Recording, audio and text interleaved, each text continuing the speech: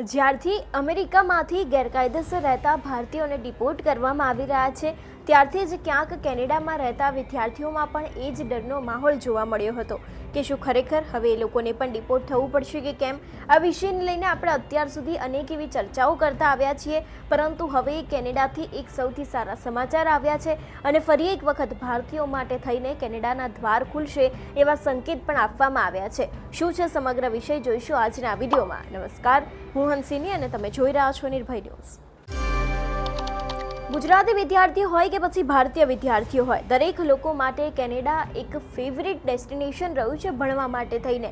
અનેક એવા વિદ્યાર્થીઓને આપણે જોતા આવ્યા છે કે જે લોકો કેનેડા જવા માટે એક અનોખો જ ક્રેઝ ધરાવતા હોય છે અને કેનેડા જવા માટે લાખો રૂપિયા ઉડાડી પણ દેતા હોય છે। પરંતુ છેલ્લા 5 વર્ષની જો વાત કરવામાં આવે તો કેનેડામાં એટલા બધા ભારતીય વિદ્યાર્થીઓ સહિત અનેક એવા વિદ્યાર્થીઓ ત્યાં જતા રહ્યા હતા કે કેનેડાએ પોતાના ઇમિગ્રેશનના નિયમો છે તેને બદલી નાખ્યા હતા અને ખાસ કરીને અનેક એવા લોકોના સ્ટુડન્ટ વિઝા છે તેને પણ રદ કરવા સુધીની વાતો વહેતી થઈ ગઈ હતી। આ બધાની વચ્ચે ત્યાં જેટલા પણ વિદ્યાર્થીઓ રહેતા હતા તે દરેક લોકોના મનમાં ક્યાંક ને ક્યાંક ડર હતો કે હવે અમેરિકાની જેમ અમારે પણ ડિપોર્ટ થઈને ભારત પાછું આવવું પડશે કે કેમ। પરંતુ જે વિદ્યાર્થીઓ અત્યારે ત્યાં જઈ રહ્યા છે તે લોકો માટે એક સૌથી સારા સમાચાર આવી રહ્યા છે। આવું એટલા માટે કહેવામાં આવી રહ્યું છે કારણ કે અત્યાર સુધી કેનેડામાં ટ્રુડોની સરકાર હતી। જ્યારથી ટ્રુડોની સરકાર સુધી રહી છે ત્યાં સુધીમાં તેમના દ્વારા ઇમિગ્રેશન લઈને અને ખાસ કરીને ભારતના લોકો સાથેનું વલણ તેમનું ખૂબ જ આકરું દેખાયું હતું ને ખાસ કરીને જેટલા પણ સ્ટુડન્ટ વિઝાના નિયમો હતા, વર્ક પરમિટના નિયમો હતા તે દરેક નિયમને ધીરે ધીરે કરીને બદલી દેવામાં આવ્યા હતા।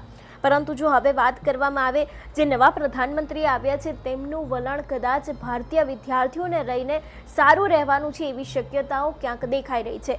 જો તેમનું વલણ ભારતીય વિદ્યાર્થીઓને લઈને સારું રહેશે અને સારું દેખાશે તો નક્કી ભારતીય વિદ્યાર્થીઓ માટે એક નવા દ્વાર છે તે ખુલી શકે છે અને ખાસ કરીને અત્યારે હાલમાં જેટલા વિદ્યાર્થીઓ ત્યાં જવા માંગે છે એ લોકો માટે પણ એક નવો રસ્તો છે તે ખુલી શકે છે।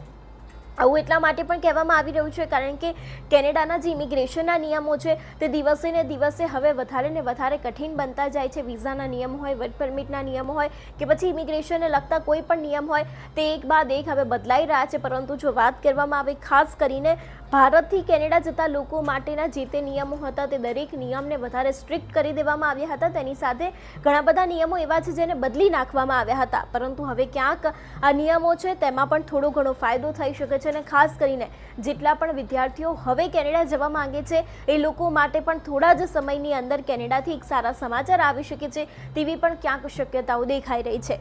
કારણ કે આની પહેલાં કેનેડામાં ટ્રુડોની સરકાર રહેલી હતી અને ટ્રુડોની સરકાર ભારતીય વિદ્યાર્થીઓ માટેનું વલણ છે તે ખૂબ જ કટ્ટર ધરાવતી હતી। ખાસ કરીને આપણે અત્યાર સુધી જોતા આવ્યા છે કે ત્યાં ગુજરાતીઓ સહિત ભારતીય વિદ્યાર્થીઓ એ લોકોને કોઈક ને કોઈક ખોટી રીતે હેરાન કરવામાં આવતું હોય છે, એ લોકોની સાથે ગેરવર્તન કરવામાં આવતું હોય છે અને ત્યાં ખાલિસ્તાનીઓ છે એ લોકોનો ત્રાસ પણ એટલો જ વધારે જોવા મળતો હતો।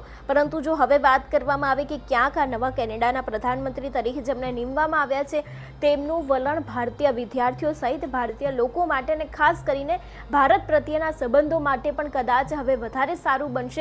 તો એના કારણે ત્યાં જતા વિદ્યાર્થીઓ છે અને ખાસ કરીને ત્યાં જેટલા વિદ્યાર્થીઓ અને ગુજરાતીઓ રહી રહ્યા છે એ દરેક લોકો માટે પણ કોઈ સારા સમાચાર લઈને આવવાનું હોય એવી પણ શક્યતાઓ અત્યારે લાગી રહી છે। અમેરિકામાંથી લોકોને ડિપોર્ટ કરવામાં આવી રહ્યા છે એટલે દરેક લોકોના મનમાં એક ડર છે, પરંતુ આ બધાની વચ્ચે હવે કેનેડા જતા વિદ્યાર્થીઓ માટે પણ એક સારા સમાચાર આવી શકે છે અને ખાસ કરીને જે ત્યાં રહી રહ્યા છે એવા વિદ્યાર્થીઓ માટે પણ કદાચ થોડા જ સમયની અંદર કદાચ અનેક એવા રસ્તાઓ છે અને વિઝાને લઈને જે નિયમો છે તે પણ હવે બદલાઈ શકે છે। તમારું શું માનવું છે આ વિષયને લઈને અમને કમેન્ટ કરીને ચોક્કસથી જણાવજો। તેની સાથે જ મારી ચેનલ નિર્ભય ન્યૂઝને લાઇક, શેર અને સબસ્ક્રાઇબ કરવાનું ભૂલશો નહીં। નમસ્કાર।